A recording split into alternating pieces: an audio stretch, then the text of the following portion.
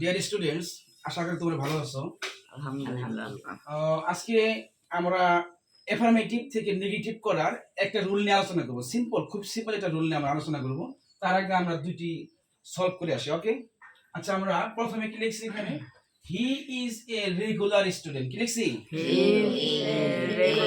এটা কি করতে হবে? নেগেটিভ করতে হবে, ঠিক আছে না? এখানে কি সাহায্যকারী ভার্ব আছে? ভার্ব আছে। আমরা জানি যে সাহায্যকারী ভার্ব থাকলে তারপরে কি দিতে হয়? নট দিতে হয়। এবং তারপরের ওয়ার্ডের মানে তারপরে যে একটা অ্যাডজেক্টিভ থাকে, মানে ওয়ার্ডই বলা চলে আর কি, এটা কি করতে হয়? বিপরীত ফাংশন লাগে, ঠিক আছে না?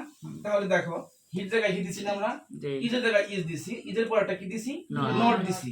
তারপর একটা এ আছে, এর কিন্তু বিপরীত ফর্ম দেওয়া যাবে না। এ থাকলে এই হবে অথবা এন ও হতে পারে, ঠিক আছে? তাহলে এই জায়গায় আমরা কি দিছি? এন দিছি।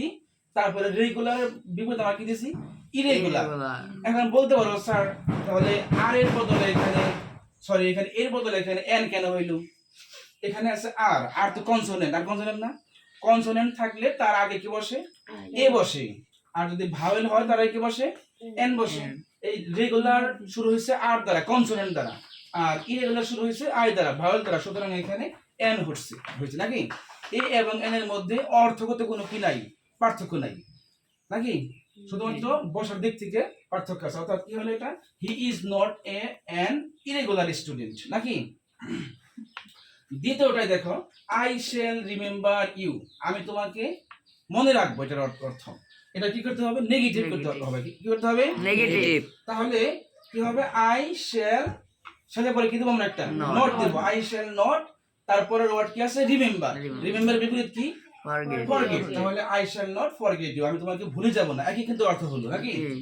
এবার আমরা অ্যাফার্মেটিভ থেকে নেগেটিভের একটা রুল, খুবই সিম্পল একটা রুল এবং সর্বজন শিক্ষিত, সবাই মোটামুটি এই সম্পর্কে জানে, সেই রুল সম্পর্কে আলোচনা করব। আমি তোমাদের লিখে ফেলছি। অনলি অর্থ কি? শুধুমাত্র। অনলি অর্থ কি? শুধুমাত্র। আমরা জানি অনলি যুক্ত কোনো সেন্টেন্সকে যদি নেগেটিভ করতে হয় তবে অনলি উঠে হতে পারে নান বাট, হতে পারে নাথিং বাট, অথবা হতে পারে নট মোর দেন। এখন কখন নান বাট বলবে, নাথিং বাট বলবে, কখন নট বাট দেন বলবে, এটা আমরা জানা দরকার নাকি?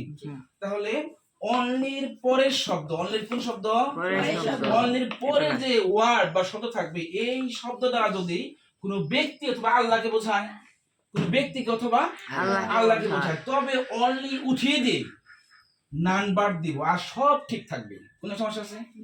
আর অনলি পরের ওয়ার্ড দিয়ে যদি কোনো বস্তুকে বোঝায় তবে আমরা অনলি উঠিয়ে দিয়ে আমরা নাথিং বাট দেব, আর সব ঠিক থাকবে, কোনো সমস্যা আছে?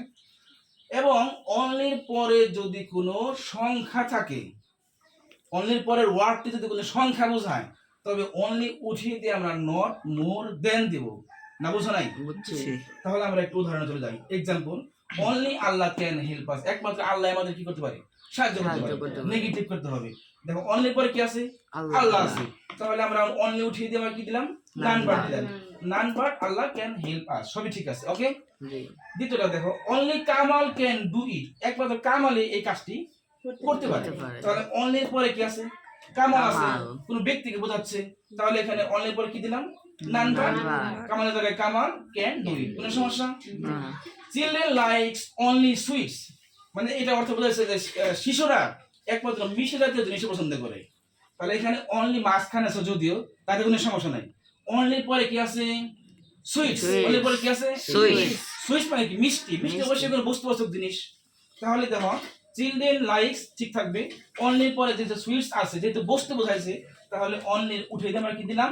নাথিং বাট, আর সুইটস জায়গায় সুইটস হবে। অর্থাৎ children likes nothing but sweets, কোনো সমস্যা আছে? না। তারপরে নিচেরটা দেখো, I have only two shirts. আমার দুইটা মাত্র কি আছে? জামা আছে বা শার্ট আছে। তাহলে অনলির পরে কি আছে? টু আছে। ওয়ান থাকতে পারে, টু থাকতে পারে, 3, 4, 5 এরকম থাকতে, সংখ্যা জাতীয় জিনিস থাকতে পারে। অনলির পরে যেহেতু সংখ্যা জাতীয় জিনিস আছে, এই কারণে অনলি উঠিয়ে দিয়ে আমরা কি দেব? নট মোর দেন দেব। তাহলে I have not more than two shirts. শুধুমাত্র অনলি উঠিয়ে দিয়ে আমরা কি দেব? নট মোর দেন দেব। টু শার্টস, এগুলো ঠিক থাকবে। ওকে, আজকের মতো এখানেই শেষ দিচ্ছি। ভালো থাকবে তোমরা।